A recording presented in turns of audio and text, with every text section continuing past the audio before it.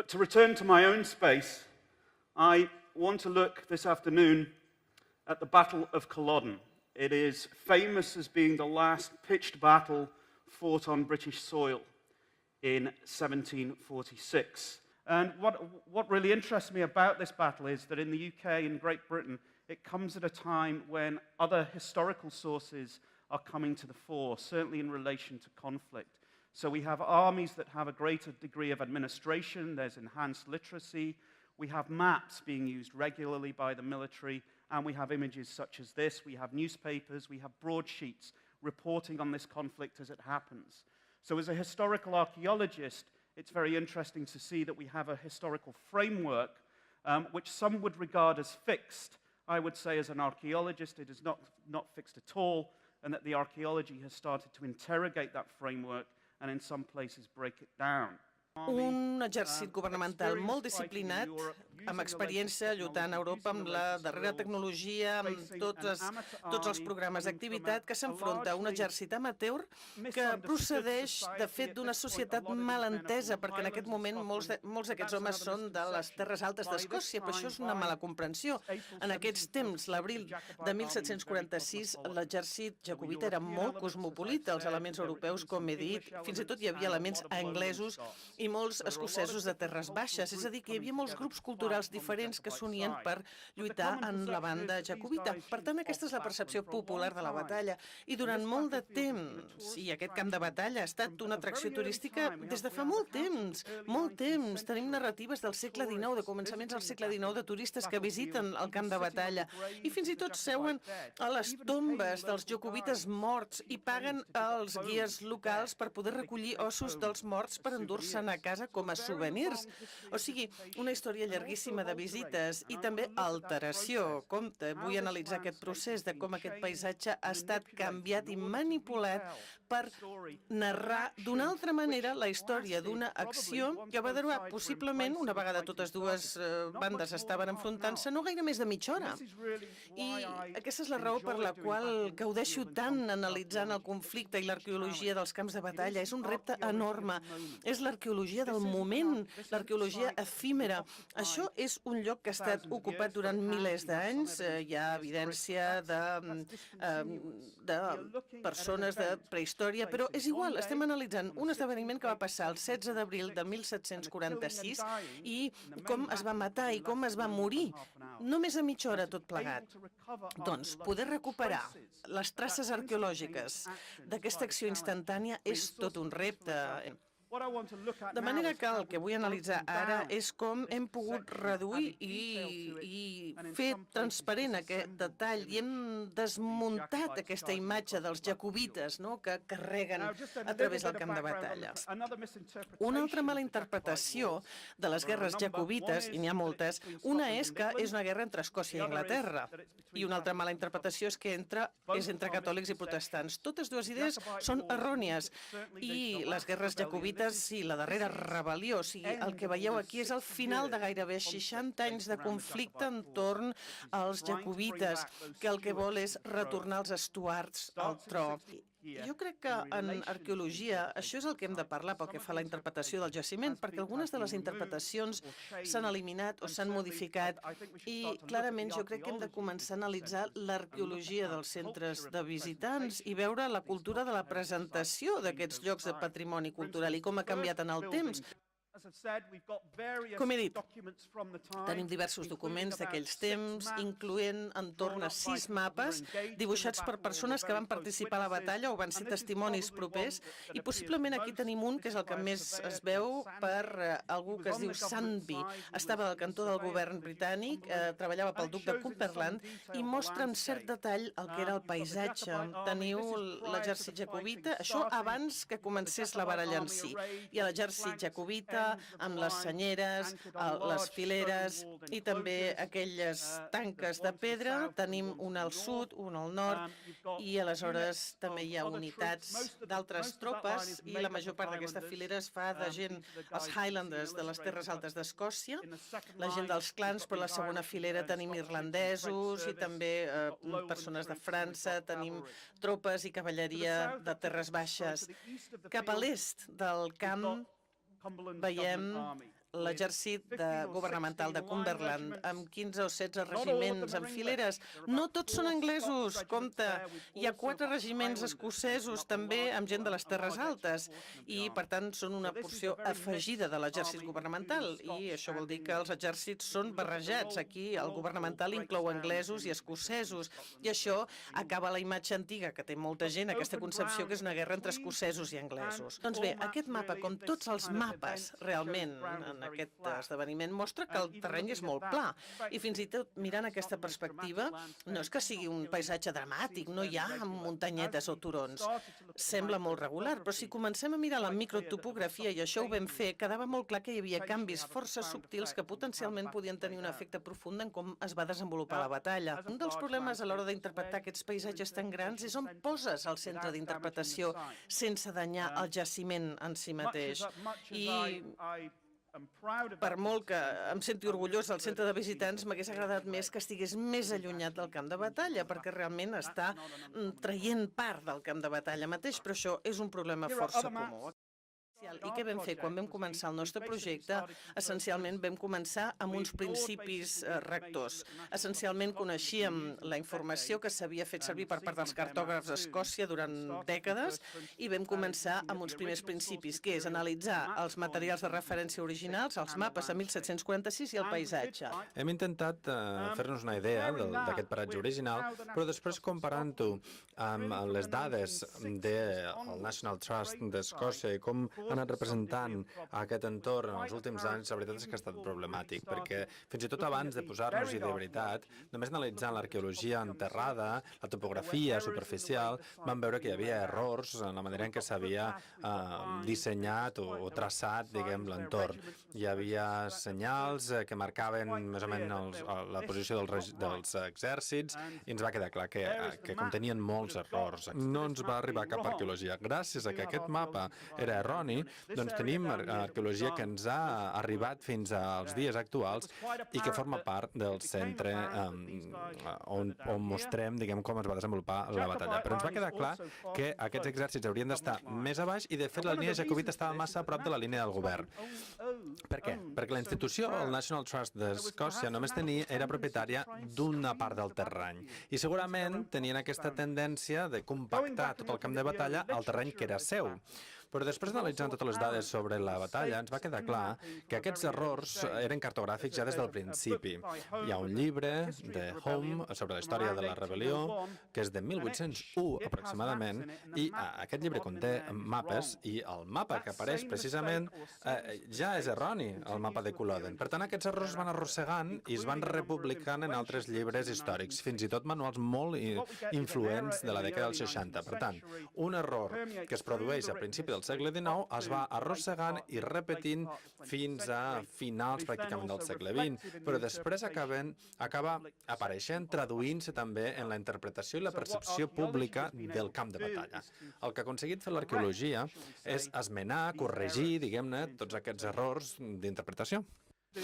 Nosaltres el que vam fer va ser un estudi topogràfic molt detallat, això és del 2006, i en l'actualitat faríem servir altres mètodes. És interessant perquè aquest matí l'Enrico ens ha dit que la tecnologia ha anat canviant molt. Nosaltres aquí faríem servir noves tècniques, com per exemple estudis per làser, el que en diem EDMs. En aquella època ja érem força precisos, però es trigava molt, i ens vam anar fent una idea de quina mena de terreny devia existir. Després, a partir d'aquests estudis topogràfics, hem passat a detecció de metalls. És una de les proves més habituals de les batalles, no? Metalls que trobes, que localitzes després de les batalles que normalment sobreviuen. El material orgànic no, evidentment. Però als Estats Units, per exemple, en 1980, doncs, hi ha hagut una revolució en l'arqueologia dels conflictes i els camps de batalla i les tècniques s'han anat refinant moltíssim. Nosaltres, quan vam començar a treballar aquí, el nostre primer projecte pilot era d'un programa de televisió, el 2001-2002. Els arqueòlegs en aquella època no feien servir detectors de metalls. Hi havia una relació difícil entre aquests mètodes de detecció, que ara no podem explicar, però després el 2006 hi vam tornar, i aquestes tècniques s'havien perfeccionat. Per tant, cadascun d'aquests quadrats són 20 metres per 20 metres de superfície. Aquesta línia, doncs, és uns 750 metres de distància, de llargada, i cadascun d'aquests objectes és un objecte que va caure en aquella mitja hora històrica, segurament entre 2:15, la 1, 2:45, el 16 d'abril d'aquell any. I encara ho trobem. És curiosíssim que hagi sobreviscut tant de temps. És una càpsula del temps, d'aquella mitja hora nefasta. I cadascun d'aquests objectes o d'aquests símbols es relaciona amb un altre objecte. Per exemple, aquest triangle en blau, els triangles blaus, solen ser bales de mosquetons que s'han trobat, i després us en podré també donar detalls. Els vermells són bales de mosquetons dels jacobites. Després tenim els cercles rodons, que són bales de pistola, molt indicador, diguem, d'una batalla a curta distància, gairebé a boca de canó. Per tant, segons la mida dels projectils, podies permetre't més distància o menys. Això vol dir que la batalla va ser molt pròxima. La veritat és que va quedar força clar durant aquest estudi que el terreny no era pla. Hi havia sots, aquesta és la visió des de la línia del govern, aquí hi ha un sot, un clot important, aquesta és la visió des d'aquesta depressió, i el centre de visitants nou es troba aquí. Per tant, aquesta imatge és després de 2008 i aquest és l'aspecte que té el terreny avui dia. El que es retrata, el que reprodueix en aquests mapes, la majoria de les imatges de tenir un camp pla, doncs és molt lluny de la realitat. La perspectiva des de la línia jacobita és aquesta, on estaven apostades les tropes. Són uns 700 metres. Però el que veieu aquí és que el camp de batalla està gairebé partit per la meitat per aquesta serralada. És a dir, que no hi ha...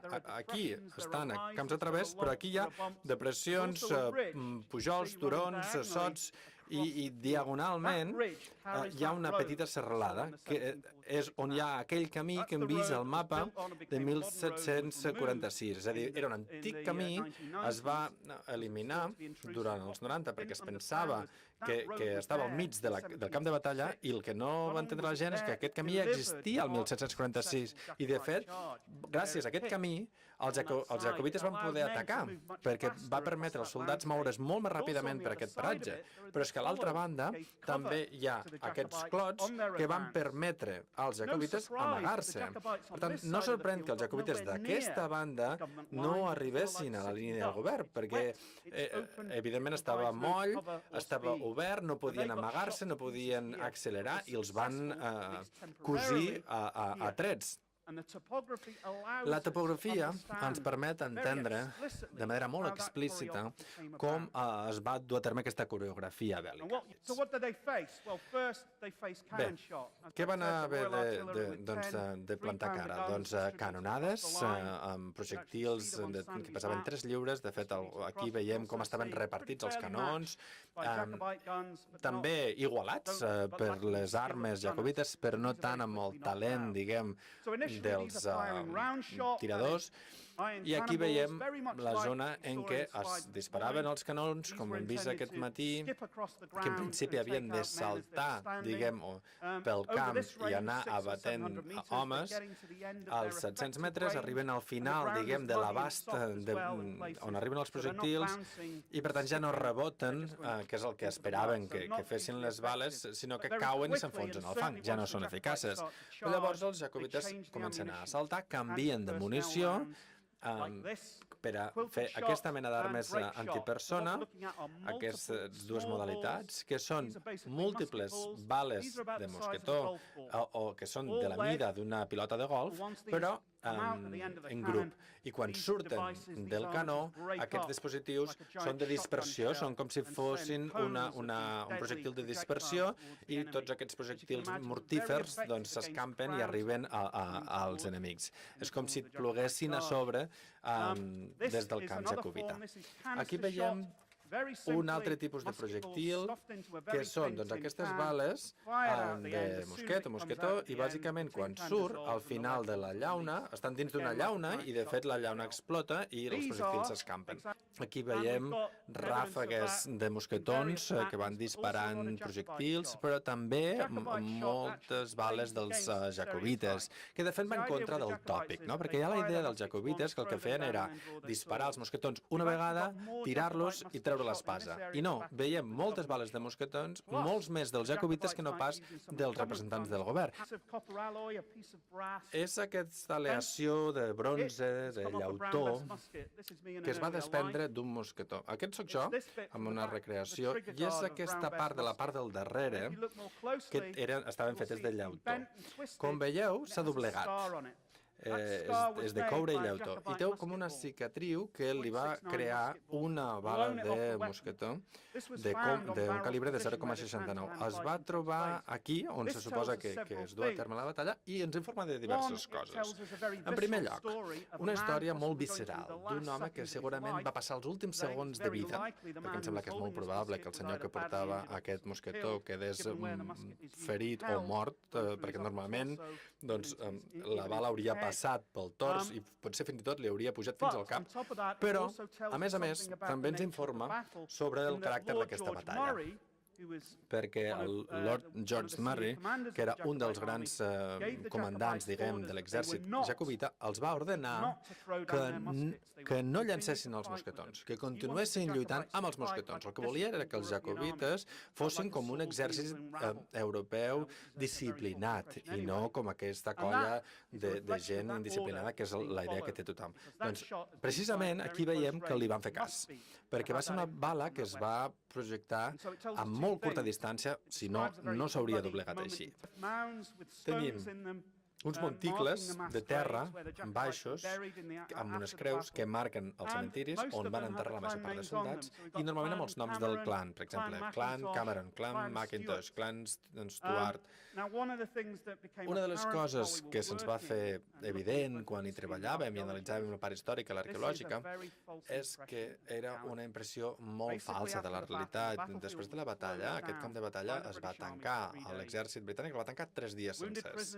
Els presos ferits, molt sovint els van matar, van arrossegar els cadàvers i desmantellar els cossos amb la idea de, d'alguna manera, acabar amb l'exèrcit jacobita amb aquests enterraments. Però en aquest procés és impossible que dividessin els morts per clan.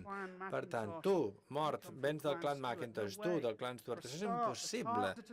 El nou centre de visitants, molt actual, és molt subtil perquè està fet de fusta i és molt baixet i per tant està integrat en el paisatge. El que a mi m'encanta és que podem veure exposats els objectes i té una mida mitjana, té una sala d'immersió, però sobretot les representacions més arqueològiques del que hem trobat i evidentment està molt bé poder veure les troballes, però no hi ha gaire interpretació.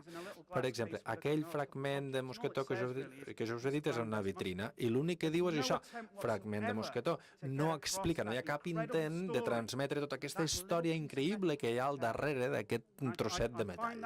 I a mi em sembla que està molt mal fet això, tot i que a mi el centre m'encanta, el centre de visitants, crec que és una oportunitat perduda per poder apel·lar a la imaginació i explicar la realitat del que realment va passar.